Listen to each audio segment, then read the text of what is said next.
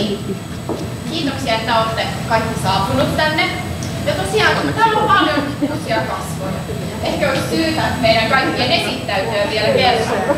Ja mä voisin aloittaa tästä Marjut Nummisesta. Maijan kanssa me tutustuttiin vähän paremmin Orreforsin lasikoulussa Ruotsissa. Ja Maiju on toinen puhaltaja Soda Shop Design Oy:ssä. Maijun lasista voisi sanoa sen verran, että Maiju rakastaa välejä, sitten Maiju rakastaa pinkkiä sääriä, suuria laattoja niin kuin näkyy. Minä puolestani esittelen sitten Marja Epoahon. Marja on Matka-tuotemerkin takana. Ja paitsi että Marja on hyvä ystäväni, niin myös huikea lasintekijä.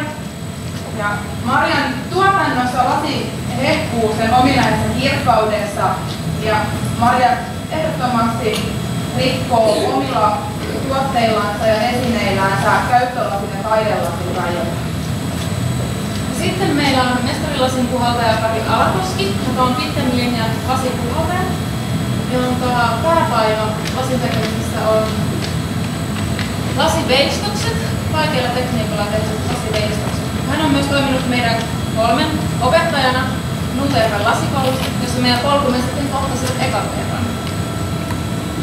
Ja Aino Ilpas on Soda Shopin toinen puhaltaja ja Nuterran lasikoulussa jo ilmeisesti ovat perustuneet jo firman vähän epävirallisesti koko ajan yhdessä. Ja Aino käyttää noissa laseissaan paljon väriä ja sitten sellaista värikierroksellisuutta hyväksi.